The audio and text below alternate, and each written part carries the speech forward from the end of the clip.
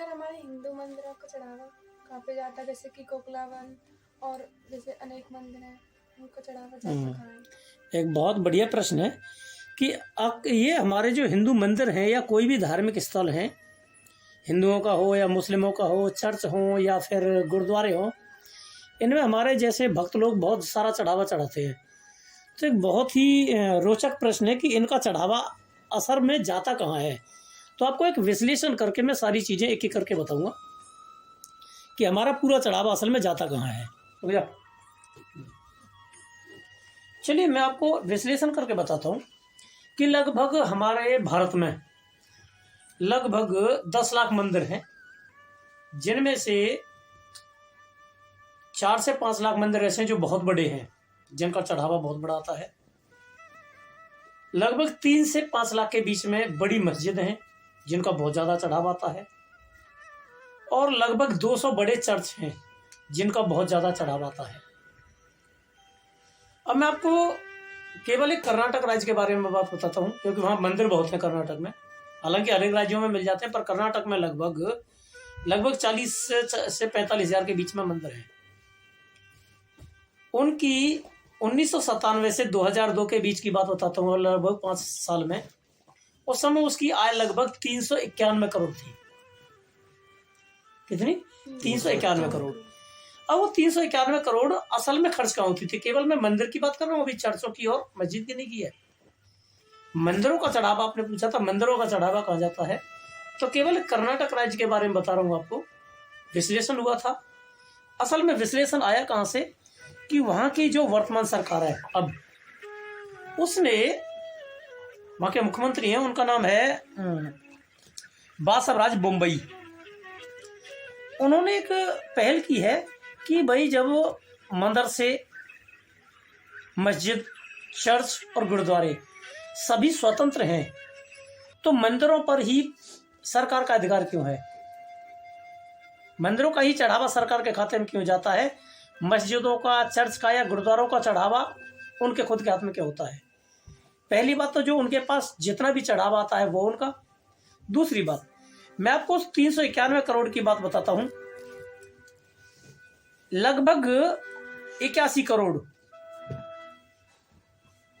करोड़ रुपए तो मंदिरों पे खर्च हुआ था 1997 से 2002 के बीच में, जब उस समय कांग्रेस सरकार थी। 21%। उसमें जो कुल आमदनी थी उनके मंदिरों की, उसमें से लगभग 47%, लगभग 180 करोड़ मंदिरों पर कितना खर्च हुआ? केवल 84 करोड़ मंदिरों का रखरखाव पे। सारे जितने मंदिर है 44-45 हज़ार, उनके रखरखाव का खर्च आया है लगभग 84 करोड़। और उसमें से 191 करोड़ में से, और 180 करोड़ गया है मदरसों के लिए, मदरसे और जो हज की यात्रा के लिए जाते हैं उनके लिए खर्च हुआ। और लगभग 44 करोड़ चर्चों की भूमि के लिए अनुदान दे दिया गया। यानी कि आई चढ़ावा दिया हिंदुओं ने मंदिरों पे, और उसका ज़्यादातर लगभग 57% भाग खर्च कहाँ होगा? चर्च पे या मदरसों पे या फिर हज की यात्रा पे। ये है हमारी आय है, जो उसको कहाँ कहाँ खर्च किया जाता है। तो मंदिरों की आय का खर्च ज़्यादातर मदरसों पे, हज पे और दूसरे जो धर्म है उनके कामों में खर्च किया जाता है। अब क्यों किया जाता है, ये बड़ा प्रश्न है।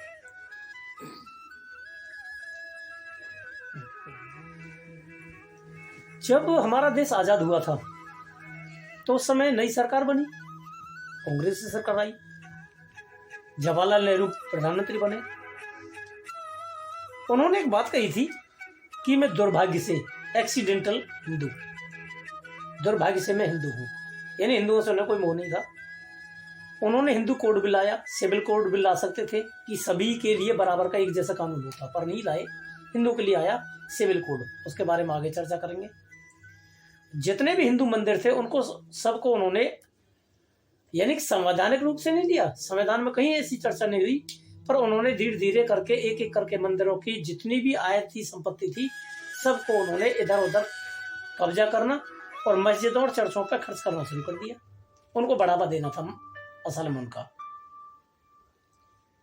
इसके बाद जब काम तो सारा उसने कर दिया। वामपंथी थे और कुछ कहते हैं सेक्युलरिज्म, जो हमारे देश का सबसे बड़ा दुश्मन है ये शब्द सेक्युलरिज्म। दूसरी बड़ी बात, जब इमरजेंसी आई, इंदिरा गांधी प्रधानमंत्री बनी नेहरू की मृत्यु के बाद, तो उन्होंने नेहरू ने जो काम अधूरे छोड़ दिए थे ना, मंदिरों को जो पूरा कब्जा नहीं कर पाए, उन्होंने इमरजेंसी के दौरान जबरदस्ती संविधान में घुसा दिया कि मंदिर अब देश की राष्ट्र की संपत्ति है और सरकार की संपत्ति है। उसी समय उन्होंने मस्जिदों को अपने अधिकार में क्यों नहीं लिया और चर्चों को और गुरुद्वारों को अपने अधिकार में क्यों नहीं लिया। अब मैं आपको लगभग उसके बाद बताता हूं जो गुरुद्वारे हैं।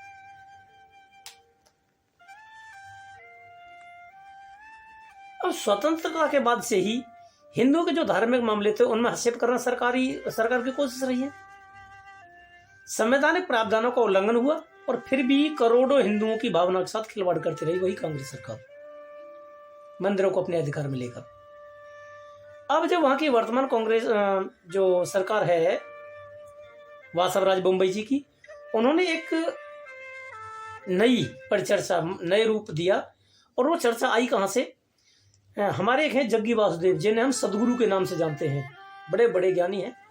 सदगुरु जी ने पहल की और उसको बोम्बई जी ने आगे बढ़ाया कि मंदिरों की इतनी प्रॉपर्टी है वो इधर उधर अनाप शनाप क्यों जाती है। मंदिरों का जो खर्च आय है वो मंदिरों पर या हिंदू धर्मों में खर्च क्यों नहीं होती, हिंदू धार्मिक कार्यों में, दूसरी चीजों पर खर्च क्यों की जाती है जिससे आतंकवाद को सहारा मिलता है। अब कुल यदि हम 10 साल का वो निकाले हैं तो इस दौरान लगभग 1400 करोड़ का अनुदान आया है पूरा कर्नाटक राज्य का खेलेगा। अब वहां के कांग्रेस के एक प्रवक्ता हैं, उनका नाम है शिव कुमार। वो क्या कह रहे हैं कि मंदिरों का जो चढ़ावा है वो राजस्व की संपत्ति है, यानी कि हिंदुओं का जो चढ़ावा है वो राजस्व की संपत्ति है, और जो बाकी मंदिर से हैं वो उसके अंदर क्यों नहीं आए, इस पर कोई बोलने को तैयार नहीं है। क्या वो इस चीज को उसके खिलाफ कह सकते हैं? सोचने वाली बात है। वो कह रहे हैं कि क्योंकि कोरोना काल में राजस्व में घाटा आया है इसलिए मंदिरों को सरकार के नियंत्रण से बाहर नहीं करना चाहिए। क्या उनमें इतनी हिम्मत है कि कोरोना काल में राजस्व को घाटा हुआ है तो चर्चों को, मस्जिदों को और गिरजाघरों को या जितने भी गुरुद्वारे हैं इनको भी अपने अधीन ले सकें? इतनी हिम्मत किसी में नहीं है, क्योंकि हिंदू ही कमजोर है ना। ऐसी चर्चा रही अब तक की सरकारों की कि हिंदुओं को एक सीधी दुधारू गाय के रूप में प्रयोग किया जाए, उनका दूध काढ़ो और छोड़ दो। वही हाल हिंदू का रहा है हमेशा, एक दुधारू गाय की तरह कि गाय का दूध पियो और छोड़ दो। सरकारों ने हिंदू के साथ वही बर्ताव किया है कि इन्हें चुनाव के दौरान इनसे पूरा काम लो, चुनाव के दौरान केवल जनेऊ धारण कर लो, टीका लगा दो, उसके बाद कहो कि हिंदू और हिंदुइज्म अलग अलग है। उसी समय वो कहते थे कि राम काल्पनिक हैं और जब चुनाव आ जाता है तो उनके मंदिरों में घंटी बजाने पहुंच जाते हैं। यही तो रहा है। तो ये आज की जो विश्लेषण करके आपको जो बताया गया है इसका उद्देश्य केवल इतना है कि आप जागरूक रहें, जनमानस को जागरूक करना ही हमारी इस वीडियो का उद्देश्य है कि लोग जागरूक बने, जाने कि हम जो मंदिरों में बड़ी श्रद्धा के साथ जो चढ़ावा दे के आते हैं असल में उसका प्रयोग होता कहाँ है। तो आपको समझ में आ गया कि उसका प्रयोग कहाँ होता है। तो अब आपको समझ में आया कि असल में हिंदू जो मंदिर हैं या धार्मिक स्थल है उनका चढ़ावा असल में जाता कहाँ है। समझ गए ना। तो इसलिए हमें जो धर्म के कार्यों पे खर्च कर रहे हैं उसका हमें पूरी जानकारी भी होनी चाहिए, चढ़ावा जैसे चढ़ाना है, और हमें जागरूक बनना है कि हमारा धन हमारे ही कार्यों में खर्च हो। ऐसे ना जाए कि हम दान किया हमने और उस दान का भी दुरुपयोग हो जाए, क्योंकि दान का एक महत्व है। यदि हमारे दिए गए दान का गलत कार्यों में उपयोग हुआ तो उस पाप का भागीदार हमें भी बनना होता है। एक दान की महिमा है शास्त्रों में। तो आज की तो असल में क्या है, हमारे जो उद्देश्य है कहने का यही कि अभी अचानक से नहीं हुआ है। हिंदुओं में जो जागरूकता आ रही है वर्तमान भारत सरकार, बिल्कुल सही बात है। जैसे योगी जी कहते हैं ना कि मैं जब मुख्यमंत्री था नहीं था तो भी मैं गर्व से कहता था हिंदू हूँ, आज मैं मुख्यमंत्री हूँ तो भी मैं गर्व से कहता हूँ हिंदू हूँ। और मुख्यमंत्री नहीं भी रहूंगा तो भी गर्व से कहूंगा मैं हिंदू हूँ। तो हमें भी गर्व से कहना चाहिए। माथे पर टीका रखो, सिर पर चोटी भी होनी चाहिए, प्रयास करें कि हम जनेऊ भी धारण करें जैसे मैंने किया हुआ है। तो ये हमारी पहचान है, इन पर हमें गर्व करना चाहिए। भारतीय संस्कृति, भारतीय विज्ञान बहुत उच्च कोटि का था। तो हमें अपने भारतीय होने पर, अपने हिंदू होने पर गर्व करना चाहिए। और हिंदुत्व के जो प्रतीक हैं, माथे पे तिलक, जनेऊ, चोटी, इन प्रतीकों का हमें सम्मान भी करना चाहिए और इनका प्रयोग भी करना चाहिए। तो आप करेंगे?